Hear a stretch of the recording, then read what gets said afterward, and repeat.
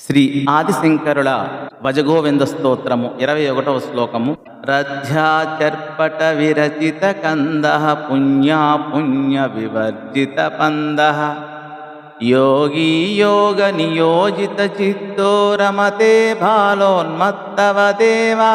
భజ గోవిందం గోవిందం భజ మూఢమతే సంప్రాప్తే సన్నిహితే కాలే నహి నహి రక్షతి డుక్రున్కరణే. రథ్యాచర్పట విరచిత కంద పుణ్యా పుణ్య వివర్జిత పంద యోగీ యోగ నియోజిత చిత్తారమతే బాలోన్మత్తవ దేవా. భావము: వీధుల్లో పడి ఉన్న చింపిరి గుడ్డలతో తయారైన వస్త్రాన్ని ధరిస్తాడు. పుణ్య పాపాలు అంటని దారిలో నడుస్తాడు.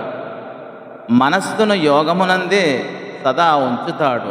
అతడు పరమయోగి, పరమాత్మయందే రమిస్తూ ఉంటాడు. పైకి మాత్రం పిల్లవానిలాగా పిచ్చివానిలాగా ఉంటాడు. గోవిందుని భజించు, గోవిందుని కీర్తించు, ఓ మందమతి గోవిందుని సేవించు. తీరం తెలియని శాంతి సాగరం వంటివాడు ఆత్మజ్ఞాని. అవధులు తెలియని పరిధులు అర్థం కాని ఆనందమే జ్ఞాని నివాసం. అతడు పరిపూర్ణుడు, పూర్ణ పురుషుడు. అతనిని పూరించేవారు లేరు. పూరించే శక్తి ఎవ్వరికీ ఉండదు.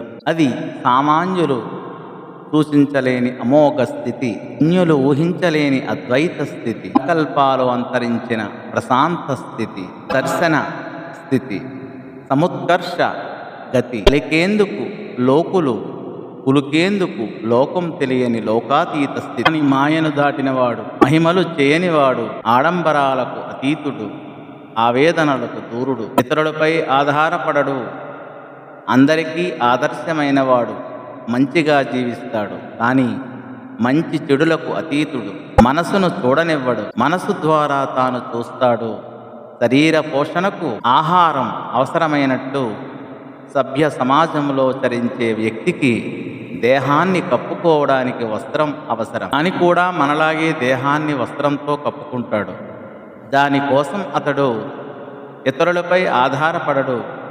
జ్ఞాని ధరించే వస్త్రం విచిత్రమైంది. దారిలో పడి ఉన్న వస్త్రఖండాలను సేకరించి వాటిని బొంతగా తయారు చేసుకుని ధరిస్తాడు. గుడ్డపీలికలు ఒకే రంగుతో లభించవు. వివిధ రంగుల గుడ్డపీలికలతో తయారైన బొంత జ్ఞాని దేహంపై ఇంద్రధనస్సు వలె శోభిస్తూ ఉంటుంది.